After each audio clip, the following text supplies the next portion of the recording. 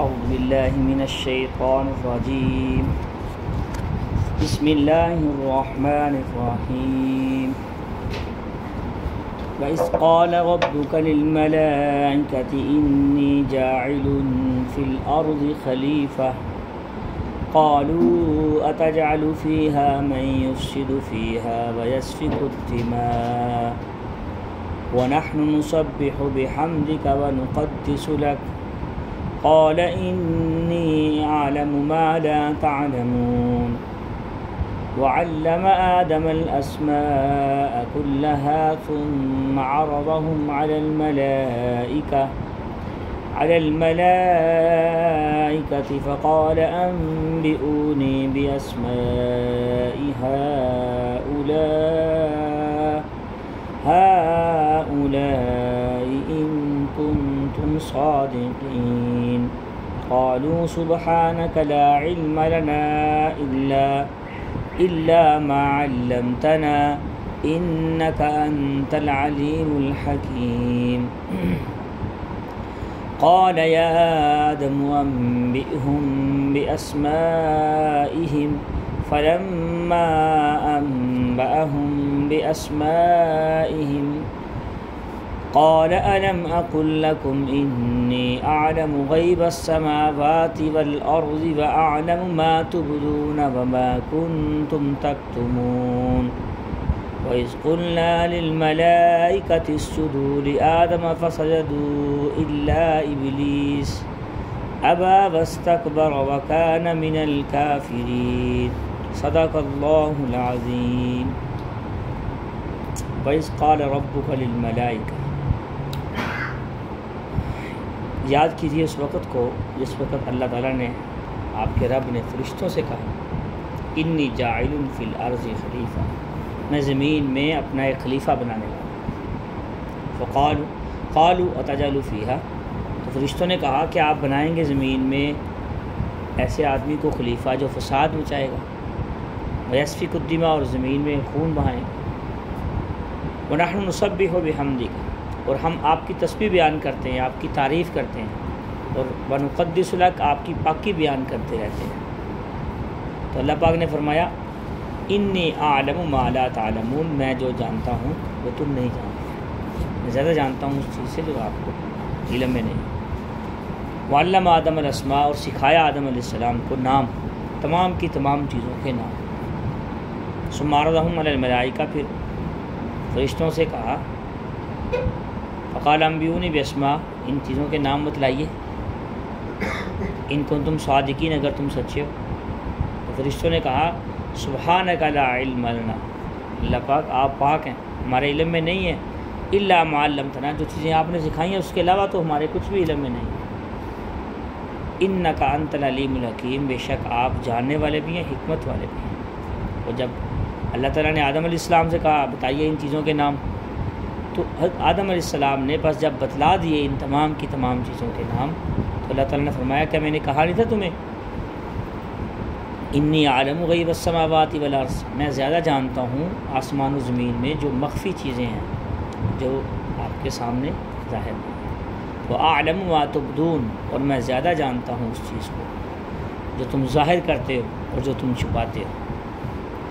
قُلْنَا لِلْمَلَائِكَةِ اسْجُدُوا، جب ہم نے کہا فرشتوں سے سجدہ کیجیے آدم علیہ السلام کو، فسجدوا، سارے فرشتوں نے سجدہ کیا، الا ابلیس، سوائے ابلیس، ابا واستکبر، انکار کیا اس نے اور تکبر کیا، وکان من الکافرین، اور ہو گیا وہ کافرین میں سے، انکار کرنے والوں میں سے. ان آیات میں اللہ تعالیٰ نے ایک مکالمہ اور اپنے خلیفہ بنانے کا ذکر بھی کیا ہے. پیچھے تسبیح، تقدیس مسلمانوں کا، منافقین کا، اور اپنے نعمتوں کا، اپنے احسانات کا، بہت سی چیزوں کا ذکر کیا. یہاں سے ایک اور مکالمے کا نیا عنوان شروع ہوا.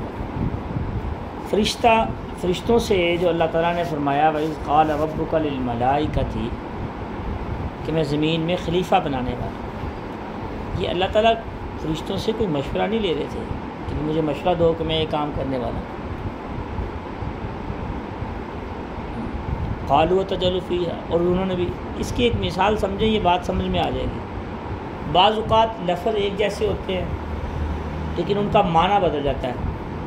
مثال کے طور پر ہم کہتے ہیں کیا بات ہے، اب اس کے کئی معنی بن جاتے ہیں۔ ہم کہتے ہیں کیا بات ہے، سوالیہ، یہ آپ کیا کہنا چاہ رہے ہیں، کیا بات ہے۔ غصے میں آ کہتا ہے کیا بات ہے، یعنی تجھے کیا ہے، کیوں تنگ کر رہے ہو۔ اسی طریقے سے کیا تعریفی میں بھی آ جاتا ہے، کلمات تعریفیہ میں کیا بات ہے، صرف تھوڑا سا لہجہ بدلا ہے۔ اب دیکھیں لفظ ایک ہی ہے کیا بات ہے، لیکن اس کا معنی اور مفہوم بدلتا جا رہا ہے موقع محل کی مناسبت سے۔ تو یہاں استفہامیہ جو ہے اتجعل فیہا، فرشتوں نے جو پوچھا نا، فرشتوں نے کوئی اعتراض نہیں کیا اللہ تعالیٰ سے کہ کیا آپ ایسے بندے کو، ایسے لوگوں کو، ایسی مخلوق کو آپ خلیفہ بنائیں گے جو زمین میں فساد مچائے گی، بلکہ انہوں نے استفہامیہ سوال پوچھا کہ یا اللہ پاک آپ ایسے انسان کو خلیفہ بنائیں گے زمین میں۔ فرشتوں کو کیسے پتہ تھا کہ یہ زمین میں جا کے فساد مچائیں گے؟ سوال پیدا ہوتا ہے ذہن میں۔ مفسرین نے لکھا ہے چونکہ انسانوں سے پہلے جنات ہزاروں سالوں سے بس رہے ہیں زمین میں۔ ذی شعور 3 طرح کی مخلوقات ہیں، انسان، جن اور فرشتے۔ اس میں فرشتے تو عبادت میں ہی لگے رہتے ہیں، جو جس کام کے لیے جس فرشتے کو بنایا، قرآن میں آ رہا ہے آگے کہ اللہ انی عالم لا علم لنا الا ما علمتنا، ہمارے پاس تو وہی علم ہے جو آپ نے ہمیں دیا، جو ذمہ داری دی، اس کے علاوہ تو ہمارے پاس کچھ بھی نہیں۔ تو فرشتے دیکھتے تھے جنات زمین میں فساد مچاتے تھے، تو اسی وجہ سے کہ یہ انسان بھی جائیں گے تو یہ بھی خلافت دیں گے، جو جس کو خلیفہ بنایا جاتا ہے اس کو کچھ اختیارات بھی تو دیے جاتے ہیں، تو یہ جا کے زمین میں فساد مچائے گا۔ اس حوالے سے چونکہ انہوں نے جنات کو بھی دیکھا تھا تو اب نئی مخلوق آئے گی تو یہ بھی اسی طرح کرے گی، اس لیے انہوں نے اللہ تعالیٰ سے سوالیہ پوچھا کہ یا اللہ پاک آپ ایسے مخلوق کو آپ زمین میں خلیفہ بنائیں گے جو مخلوق جا کے زمین میں فساد مچائے گا۔ خلیفہ کسے کہتے ہیں؟ خلیفہ کہتے ہیں نائب کو، قاصد کو۔ خلیفہ نائب کو کہتے ہیں، اصل اور ہوتا ہے، نائب اور ہوتا ہے۔ اگر ہم نائب کو اصل بنا دیں یا اصل کو نائب بنا دیں تو اسلام ہی بگڑ جاتا ہے۔ ایسے اللہ تعالیٰ پوری کائنات کے مالک ہیں، سارے لوگ اللہ تعالیٰ کے خلیفہ ہیں، انبیاء بڑے خلیفہ ہیں جنہوں نے اللہ کا پیغام پہنچایا۔ تو اس کے بعد اللہ تعالیٰ نے، فرشتوں نے جب پوچھا کہ یا اللہ ہم تسبیح آپ کی بیان کرتے رہتے ہیں تو آپ کی حمد و ثنا بھی کرتے ہیں، تو اللہ پاک نے فرمایا کہ میں جو جانتا ہوں نا وہ تم نہیں جانتے، میں کس مقصد کے لیے اس کو دنیا میں خلیفہ بنا کے بھیجا۔ اس کے اندر مادہ ہے انسان میں گناہ کا بھی، اطاعت کا بھی، فرما برداری کا بھی، خوشی کا بھی، غمی کا بھی، بہت سی چیزیں اس کے اندر رکھنی ہیں میں نے۔ یہاں ایک دو چیز اور سمجھ لیں، فرشتوں کو جس فرشتے کی ذمہ داری جو اللہ تعالیٰ نے لگائی ہے نا، بارش کا فرشتہ ہے مثال کے طور پر، وہ بارش کے علاوہ اس کے پاس دوسرا علم نہیں ہے، بس اس کے پاس اتنا علم ہے جتنا اللہ نے دیا اس کو۔ اور اسی طریقے سے جس کو جان نکالنے کے لیے اسرائیل علیہ السلام کو جو اللہ تعالیٰ نے مقرر فرمایا، ان کے پاس صرف جان نکالنے کا ہی علم ہے، اس کے علاوہ کوئی علم نہیں ہے۔ اور اسی طریقے سے جبرائیل امین کے پاس وحی کا علم اللہ پاک وحی ذریعے سے یعنی مقصد یہ ہے جس فرشتے کی جو ذمہ داری اللہ تعالیٰ نے لگائی ہے، اگر رکوع میں ہے تو وہ رکوع میں ہی ہے، اگر سجدے میں ہے تو سجدے میں ہی ہے، عطیات میں بیٹھا تو عطیات میں بیٹھا، قیامت تک وہی عبادت کرتا رہے گا۔ جس فرشتے کی جو ذمہ داری اللہ تعالیٰ نے لگائی ہے اس کے وہی اختیارات ہیں، وہی علم ہے۔ ولولا کلمۃ سبقت من ربک الی اجل مسمى لقضی بینہم، سورہ شورى آیت نمبر 14 پڑھے کہ اللہ تعالیٰ نے ایک خاص کام کو انجام دینا تھا، خاص چیزوں کو دنیا میں رونما کرنا تھا، اس لیے اللہ تعالیٰ نے دنیا میں ایک نظام بنانا تھا۔ وعلم آدم الاسماء، اللہ پاک نے نام سکھائے بہت سارے۔ اس سے مراد صرف چیزوں کے نام ہی نہیں ہیں بلکہ ان کی حقیقت کا علم بھی ہے۔ مثال کے طور پر اب کوا ہے، چڑیا ہے، یا انسان ہے، یا درخت ہے، کوئی پھل ہے، اب اس کا ایک ہے نام، ایک ہے جب ہم کوا بولیں اس کی حقیقت کا علم بھی آئے، وہ ایسا ہوتا ہے اس کی ماہیت۔ تو اس سے مراد دوستو صرف نام نہیں تھے مقصد، ان چیزوں کی ماہیت کا علم بھی تھا، اس کی حقیقت کا علم بھی تھا. بھی اگر بکری ہے، گائے ہے، بھینس ہے، بچھو ہے، سانپ ہے، جو چیزیں اللہ تعالیٰ کو منظور تھی، جو چیزوں کے اللہ نے نام سکھائے، صرف نام ہی نہیں بلکہ ان کی ماہیت اور حقیقت بھی کا علم بھی دیا اللہ تعالیٰ نے. تو اس سے مراد وہ ہے کہ اللہ تعالیٰ نے چیزوں کے نام سکھائے، پھر فرشتوں سے کہا ہم بھی بتاؤ. تو فرشتوں کو تو نام کی حد تک تو پتہ تھا، اس کی ماہیت کا علم تو نہیں تھا. جتنا علم ان کو تھا انہوں نے کہا قالوا سبحانک لا علم لنا الا ما علمتنا، یا اللہ ہمیں تو علم ہے ہی نہیں، جو جتنا علم آپ نے دیا ہے. تو آپ تو بڑی حکمت والے اور جاننے والے ہیں. آدم علیہ السلام سے فرمایا اللہ تعالیٰ نے ہاں بھائی آپ بتلائیں. آدم علیہ السلام نے ساری چیزوں کے نام بتلا دیے. میں نے کہا نہیں تھا کہ یہ جو چیزیں میں نے یہ بندہ جو بنایا ہے یہ ساری چیزوں کا علم اسے دوں گا، کو اپنا نائب بنا رہا ہوں، خلیفہ بنا رہا ہوں. تو آدم علیہ السلام نے ساری چیزوں کے نام بتلا دیے.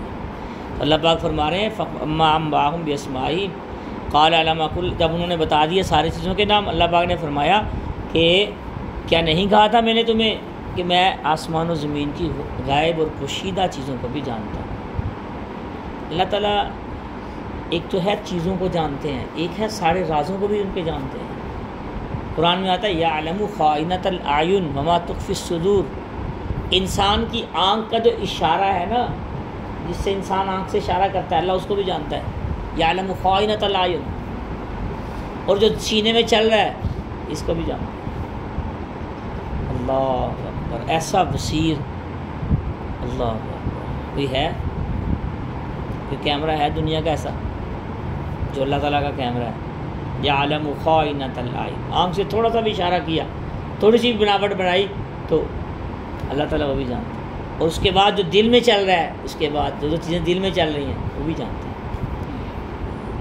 اس لیے بخاری شریف کی روایت بھی ہے لعن اللہ الناظر والمنظور الیہ او کما قال علیہ السلام. جب بندہ بد نظری کرتا ہے نا، غیر محرم کو دیکھتا ہے، اس پہ بھی لعنت ہوتی ہے. جو دیکھتا ہے اس پہ بھی لعنت ہوتی ہے، جس کو دیکھا جاتا ہے اس پہ بھی لعنت ہوتی ہے.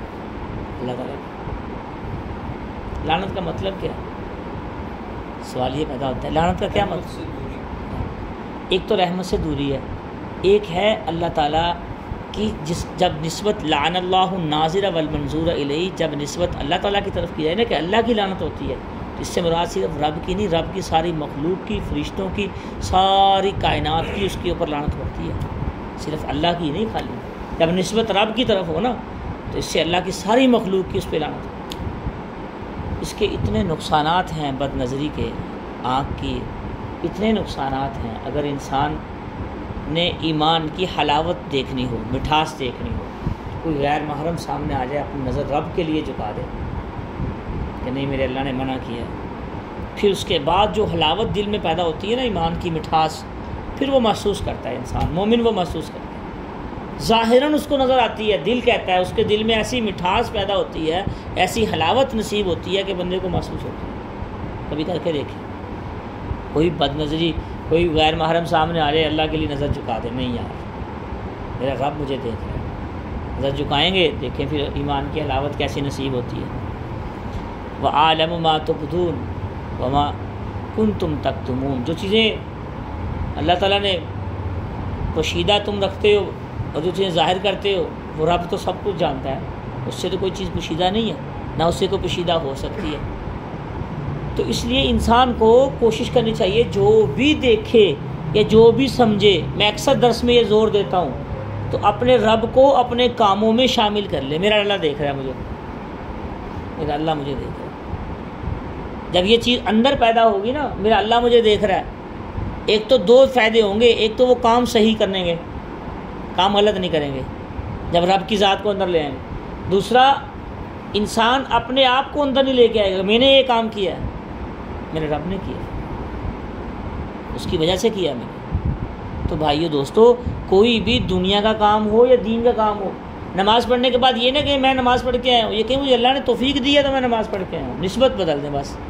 پھر دیکھیں آپ کی عبادات میں، ہماری عبادات میں جان آتی ہے کہ نہیں آتی، فائدہ ہوتا ہے کہ نہیں ہوتا ان عبادات کا. تو ہر چیز میں اپنے رب کو اپنے عبادات میں، اپنے معاملات میں، اپنی معاشرت میں، اپنی شریعت میں، اپنے لین دین میں، اپنے چال چلن میں، صبح سے شام تک، شام سے صبح تک، جب ہر معاملے میں اللہ تعالیٰ کو آگے رکھیں گے، درمیان میں رکھیں گے، سامنے رکھیں گے، تو یہ ساری چیزیں ہماری ٹھیک ہو جائیں گی۔ جب یہ ٹھیک ہو جائیں گی تو زندگی ٹھیک ہو جائے گی، زندگی ٹھیک ہو جائے گی تو معاشرہ ٹھیک ہو جائے گا سارا۔ ہر بندہ اگر ایسے کرنے لگ جائے، ہر معاملے میں رب کو سامنے رکھے، اللہ کو سامنے رکھے، تو یہ بہت ساری چیزیں ویسے ہی ختم ہو جائیں، بہت سے جرائم اور بہت سی ظلم اور بہت سی جو ہیں وہ بدنیتیں ویسے ہی ختم ہو جائیں انسان۔ اصل مسئلہ ہی یہاں سے خراب ہوتا ہے، ہم رب کو سامنے رکھتے ہی نہیں، رب کو بہت پیچھے کر دیتے ہیں۔ فرشتوں کے بارے میں یہ تھا، جن، یہ شیطان کیا تھا، کان من الجن ففسق عن امر ربی، سورۃ کہف دیکھیں آیت نمبر 50 میں، اللہ پاک فرما رہے یہ جن تھا، شیطان نا، ابلیس۔ اور فرشتے کیا ہے، لا یعصون اللہ ما امرهم ویفعلون ما یؤمرون، سورۃ تحریم آیت نمبر 6، اللہ پاک فرما رہے یہ تو گناہ ہی نہیں کرتے، یہ تو فرشتے تو ایسے۔ اب انسان ہی ایک ایسا رہ گیا ہے، فرشتے نور سے بنے، یہ جنات آگ سے بنے، اور انسان میں اللہ نے مٹی سے بنایا اس کو، اس میں چاروں عنصر رکھے اس کے اندر، انسان کے اندر پانی، آگ، مٹی، یہ ہوا، یہ ساری چیزیں اس کے اندر رکھی۔ انسان بڑا قیمتی ہے، اور زندگی بھی اس کو ایک دفعہ ملنی ہے، بس دنیا ایک دفعہ ملنی ہے۔ جس کو یہ بات سمجھ آ گئی نا کہ مجھے ایک دفعہ زندگی ملے گی، دوبارہ زندگی نہیں ہے، وہ اس کی زندگی بالکل سیدھی اس کی ہو جائے گی، الائنمنٹ سیدھی ہو جائے گی، وہ رب سے نہیں۔ ایک ہے بڑھاپے کی عبادت، ایک ہے جوانی کی عبادت، در جوانی توبہ کردن شیوائے پیغمبری۔ اصل عبادت کون سی ہوتی ہے میرے بھائیوں؟ اصل عبادت تو جوانی کی ہوتی ہے، بڑھاپے میں تو عبادت تو ہوتی ہے بڑھاپے کی، لیکن جب آپ کے پلے، انسان کے پلے، جب انسان بوڑھا ہو گیا ہے، کوئی کام کرنے کے قابل ہی نہیں رہا، نہ وہ غلط کام کر سکتا ہے، نہ کہیں ایکٹیویٹی بھاگ دوڑ کر سکتا ہے، تو اب وہ بیچارہ نے عبادت ہی کرنی ہے، اب اس نے داڑھی رکھنی ہے، اب اس نے تو ساری چیزوں سے ریٹائر ہو گیا، اب تو بیچارہ مسجد میں جائے گا، ایک داڑھی رکھ لے گا، دوسرا جا کے امام مسجد کو تنگ کر لے گا، سارا غصہ گھر والوں کا جا کے امام مسجد پہ نکال دیتے ہیں۔ جتنے بابے ہوتے ہیں نا مسجد میں، آپ دیکھیں جا کے، کوئی مسجد ایسی نہیں ہے میرے علم کے مطابق جس میں یہ بزرگ جا کے وہاں پہ اپنی چدراہٹ نہ چلاتے ہیں بیچارے زندگی میں۔ ایک مجھے یاد آ گئی بات ویسے ہی درمیان میں ہمارا درس نا وہاں بھی ہوتا ہے، درس حدیث پورا ہفتہ الحمدللہ، وہاں درس حدیث ہوتا ہے، یہاں درس قرآن ہوتا ہے۔ تو ایک دن نا لیٹ ہو گیا، انسان ہے نا، انسان میں اللہ نے ساری چیزیں رکھی ہیں نا، میرا خیال 2 سے 3 منٹ لیٹ ہو گیا میں، تو فجر کی نماز کے بعد درس ہوتا ہے وہاں، تو پھر درس تو ہوا نماز کے بعد اپنی ترتیب اور معمول کے مطابق، 1 رکعت رہ گئی تھی نماز سے میری۔ مجھے ایک صاحب کہتے ہیں، بزرگ کہتے ہیں، تسی لیٹ کیوں ہوئے ہو؟ میں کہا میں انسان ہوں، لیٹ ہو گیا، بس آنکھ نہیں کھلی، آنکھ کھلی دیکھا ٹائم نکل گیا، تو آج ہی لیٹ ہوا ہوں۔ ویسے میرا خیال ہے، میں نے کہا میں نے سال اتنی دیر ہو گئی عرصے میں ایک دن بھی میں لیٹ نہیں ہوا، کوشش پوری کرتا ہوں لیٹ نہ ہوں، لیکن آج لیٹ ہو گیا۔ نہیں تو لیٹ نہیں ہونا چاہیے تھا، تسی لیٹ کیوں ہوئے؟ میرے دل میں عجیب سی بات آئی، میں نے کہا جی آپ بزرگوں، آپ اس محلے میں رہتے ہیں، ریلوے سے ریٹائر ہیں وہ۔ میں نے کہا میں نے 40 سال آپ کو مسجد میں نہیں دیکھا ایک دن بھی۔ میں نے کہا میں جب سے پیدا ہوا ہوں، میرے والد صاحب نے یہاں 23 سال امامت کی ہے اس مسجد میں، میں بچہ تھا جب مسجد میں والد صاحب کے ساتھ آنا شروع ہوا تھا، تو آج میری 30 سال عمر ہو گئی ہے، میں نے آپ کو مسجد میں نہیں دیکھا۔ اب آپ آ کے علماء پہ باتیں کر رہے ہیں، آپ کہاں تھے اس وقت تک؟ پھر دیکھیں بھی آپ کیا کہہ رہے ہیں۔ میں نے کہا آپ کو ریٹائر ہوئے 1 سال ہوا ہے، ریٹائرمنٹ کے بعد آپ نے مسجد میں آنا شروع کیا ہے، اور جتنے بندے آپ سے تنگ ہیں آپ ان کا حساب دے سکتے ہیں، آپ کی عبادت اتنی ہے جتنی آپ ان کو تنگ کرتے ہیں۔ امام صاحب 1 منٹ لیٹ ہو جائیں تو آپ ان کے گلے پڑ جاتے ہیں، اگر میں لیٹ ہو گیا ہوں آپ سب کے سامنے اور ایسے کر رہے ہیں، دکھ ہوا کافی۔ انسان ہے نا، انسان میں غلطی بھی، ٹائم بھی، آگے پیچھے بھی انسان۔ مقصد یہ بات کا درمیان میں آ گئی، عبادت جوانی کی ہوتی ہے اصل تو، یہ یاد رکھنا، یہ مت سمجھیں کہ ایک بندہ جوانی کی عبادت کر رہا ہے اور ساری جوانی اس نے دین پہ لگا دی ہے، اور ایک بندہ بڑھاپے میں آ کے وہ عبادات میں، توبہ استغفار میں آیا، یہ اور وہ برابر ہو جائیں گے آخرت میں، یہ نہیں ہو سکتا۔ یہ انسان کا عقل، اور قرآن میں آتا ہے یہ نہیں ہو سکتا۔ میں آپ کو بتاتا ہوں، قرآن میں آتا ہے وَمَا يَسْتَوِي الْأَعْمَى وَالْبَصِيرُ وَالَّذِينَ آمَنُوا وَعَمِلُوا الصَّالِحَاتِ وَلَا الْبَصِيرُ۔ قلیلا ما تذکرون، بڑے کم لوگ اس بات کو سمجھتے ہیں۔ جس طرح اندھیرا اور روشنی برابر نہیں ہو سکتے، جس طرح ظلم اور انصاف برابر نہیں ہو سکتا، گنگا اور آنکھوں والا اور نابینا برابر نہیں ہو سکتے، بولنے والا اور نابینا برابر نہیں ہو سکتے، بہرا اور گنگا برابر نہیں ہو سکتے، اس طرح یہ کیسے ہو سکتا ہے ایک بندہ اپنی مرضی کے مطابق زندگی گزارے اور ایک بندہ جو ہے وہ اللہ تعالیٰ کی مرضی کے مطابق زندگی گزارے؟ یہ برابر ہو سکتے ہیں؟ یہ خوش فہمی ہو سکتی ہے، برابر نہیں ہو سکتے۔ اس لیے خوش فہمی میں نہیں رہنا چاہیے انسان کو۔ ایک بات ہے جس میں برابری ہے، گنجائش تو ہوتی نا ہر جگہ۔ اگر انسان بڑھاپے میں آ کے، اس بیچارے کو پہلے سمجھ نہیں تھی دین کی، بڑھاپے میں آ گیا، دین کی سمجھ آ گئی، ٹائم نکل آیا، تو پچھلی زندگی پہ ندامت رہے، اس کو پچھلی زندگی پہ ندامت رہے کہ یار نہیں، میں نے زندگی ویسے ہی گزار دی ہے، فضول کاموں میں گزار دی، نوکری میں گزار دی، بیوی بچوں میں گزار دی، کاروبار میں گزار دی، اب تو ندامت رہے، اس کی آنکھیں جھکی ہوئی رہیں۔ پھر امید رکھی ہے مفسرین نے کہ اگر پچھلے پہ ندامت رہے اور آئندہ پہ کمی نہ کرے، پھر امید ہے اللہ کے گھر سے اللہ پچھلا معاف کر دے۔ اب چونکہ زندگی تو گزر گئی ہے نا، لیکن موجودہ جو جوان ہیں وہ یہ نہ کہیں جوانی مرضی سے گزار لیں، بعد میں ہم بھی ندامت کر لیں گے، یہ مطلب نہیں اس کا۔ یہ تو اس کا مطلب تو یہ ہے بھائی جو بڑھاپے میں چلے گئے ان کے لیے یہ بات ہے۔ وہ کہتے ہیں نا ایک نظر وہ تو معاف ہے، کہتے ہیں ہم ایک نظر میں ہی سارا کچھ کر لیتے ہیں۔ وہ بد نظری والوں کو جب بات سناتے ہیں نا ایک نظر معاف ہوتی ہے انسان کی، اس کا مطلب یہ نہیں ہے کہ نظر گئی فوری نیچے کر لی اللہ کے اطاعت کے لیے، یہ نہیں ایک نظر ہی دیکھتے ہی رہے، وہ منطق چلاتے ہیں نا، تو اللہ کی ہاں تو کوئی چیز نہیں چل سکتی۔ تو میرے دوستو، اصل عبادت جوانی کی ہے، اصل عبادت کب کی ہے؟ جوانی کی ہے، اس وقت تک کی ہے جب انسان سارے اعمال سارے کام کر سکتا ہے۔ تو اس لیے کوشش کرنی چاہیے اپنے وقت کو قیمتی بنانا چاہیے۔ ابلیس کا اصل نام کیا تھا؟ عزازیل اس کا نام لکھا ہے مفسرین نے، ابلیس کا اصل نام۔ اس کا معنی ہے ابلیس کا مایوس ہونا، یہ نا امید ہے اللہ تعالیٰ سے، مایوس ہو گیا، نا امید ہو گیا۔ جب اللہ تعالیٰ نے فرشتوں کو حکم دیا نا سجدہ کرو، تو سب نے سجدہ کیا، سب فرشتوں نے۔ یہ سجدہ تعظیمی تھا۔ سجدہ تعظیمی کسے کہتے ہیں؟ کسی کی عزت کو بڑھانے کے لیے تعظیم۔ یہ پچھلی امتوں میں جائز تھا، امت محمدیہ میں جائز نہیں ہے۔ مشکات شریف کی روایت ہے، رسول اللہ صلی اللہ علیہ وسلم نے فرمایا کہ اگر کسی کو سجدہ جائز ہوتا تو بیوی کو حکم دیتا وہ اپنے خامند کو سجدہ کرے۔ مشکات شریف جلد نمبر 2 کتاب النکاح 286 نمبر پہ آپ یہ ساری صفحہ نمبر 286 ساری تفصیل دیکھ سکتے ہیں اس حدیث کی، کہ اگر سجدہ کسی کو جائز ہوتا تو بیوی کو میں حکم دیتا کہ اپنے خامند کو سجدہ کرے۔ اتنا یقین کرے، بیوی کے لیے اتنی تعظیم کا ذکر ہے خامند کی۔ آج کل جو بیویاں تنگ کرتی ہیں نا اپنے خامند کو، رسول اللہ صلی اللہ علیہ وسلم نے ان کے لیے پہلے ہی فرما دیا تھا، 2 باتیں فرمائی تھی کہ میں نے معراج کے موقع پہ سب سے زیادہ عورتوں کو جہنم میں جلتے ہوئے دیکھا ہے، عورتوں کو زیادہ دیکھا جہنم میں۔ دوسری روایت بخاری شریف کی ہے یہ بھی، رسول اللہ صلی اللہ علیہ وسلم نے فرمایا کہ عورت ایسی ذات ہے اس کے ساتھ نیکی کرتے جاؤ کرتے جاؤ کرتے جاؤ، ساری زندگی نیکی کرتے جاؤ، ایک وقت آتا ہے یہ کہتی تیرے گھر میں سکھ دیکھے ہی نہیں ہے۔ یہ اللہ کے نبی نے فرمایا ہے۔ یہ عورتوں کا بس یہ حال ہے، جلد باز ہوتی ہیں۔ تو لیکن ان کو کتنا حکم دیا دیکھو کہ تمہارے لیے رب کے بعد سب سے زیادہ اطاعت کس کی ہے؟ خامد کی ہے، لیکن صحیح کاموں میں، غلط کاموں میں نہیں، یہ بھی یاد رکھیں۔ تو امام جساس رحمہ اللہ تعالیٰ فرماتے ہیں پہلی امتوں میں سجدہ تعظیمی کیا تھا؟ جائز تھا۔ احکام القرآن جلد 1 صفحہ 32 پہ اس کی تفصیلات ساری موجود۔ اور بھی آپ نے سورہ یوسف پڑھیں گے، ان کے بھائیوں نے سجدہ کیا، یوسف علیہ السلام کے بھائیوں نے۔ سجدہ تعظیمی اس سے مراد ہے، اس سے سجدہ مراد عبادت والا سجدہ مراد نہیں۔ فرشتوں نے سجدہ کر دیا، ابلیس اکڑ گیا، اس نے سجدہ نہیں کیا۔ آدم علیہ السلام تو ہو گیا ہمیشہ کے لیے کافر، ہمیشہ کے لیے کہاں چلا گیا؟ اللہ تعالیٰ کے نافرمانوں میں شامل چلا۔ جو انسان کے اعمال ہوتے ہیں وہی انسان کو اللہ تعالیٰ کے قریب کرنے کا ذریعہ بنتے ہیں، اور وہی اعمال انسان کے لیے وبال بھی بن جاتے ہیں۔ یہ بڑی باریک سی بات کر رہا ہوں میں، ذرا سمجھنے کی ہے۔ انسان کے اعمال اگر رب کی خوشنودی کے لیے ہوں تو انسان کو رب کے قریب کر دیتے ہیں، اور انسان کے اعمال، نیک اعمال کی بات کر رہا ہوں، اگر فخر اور تکبر میں ہوں تو اس کے لیے جان وبال بن جاتے ہیں۔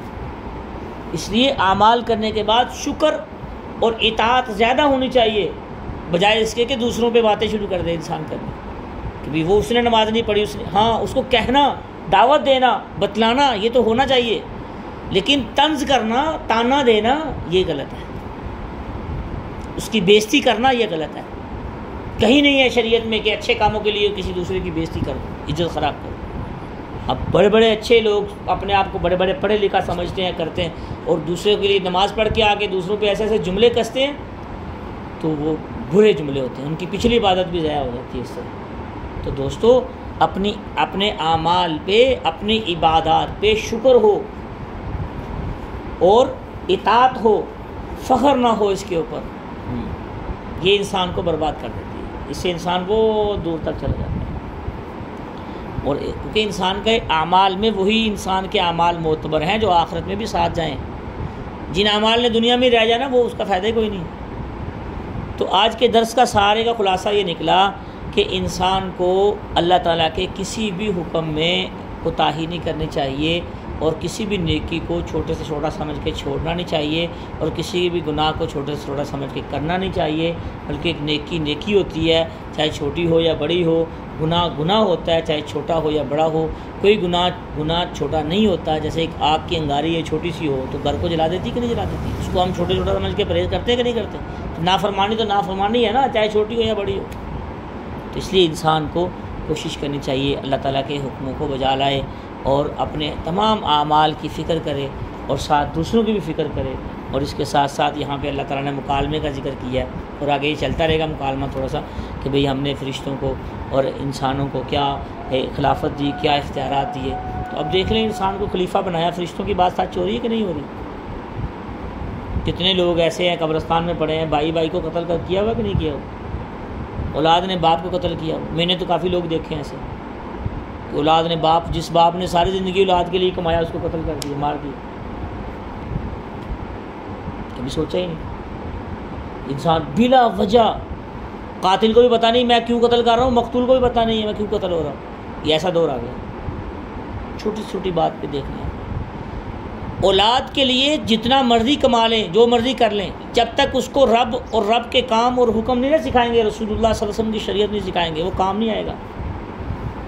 آخری بات کر رہا ہوں، جو انسان جتنا اللہ اور اللہ کے رسول کے قریب ہوگا وہ اتنا سکھی ہوگا، ٹینشن فری ہوگا، اتنا سکون میں ہوگا. جو انسان جتنا اللہ کے قریب ہوگا، رسول اللہ صلی اللہ علیہ وسلم کے قریب ہوگا، وہ اتنا آسانی میں ہوگا.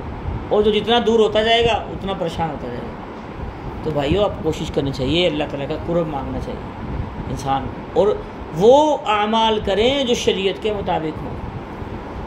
یہ اس پہ بڑا زور دیتا ہوں میں.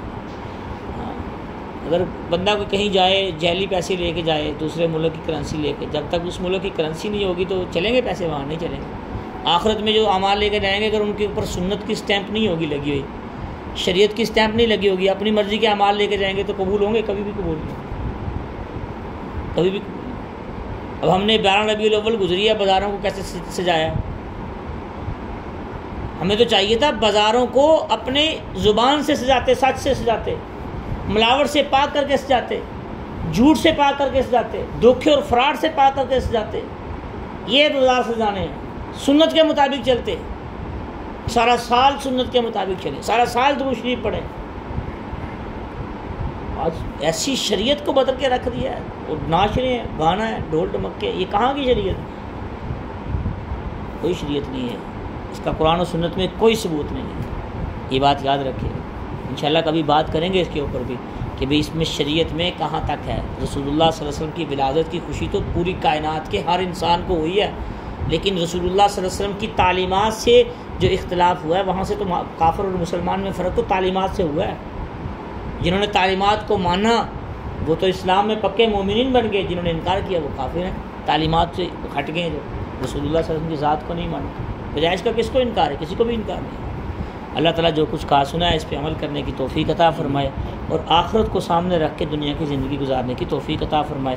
وآخر دعوانا الحمدللہ رب العالمین.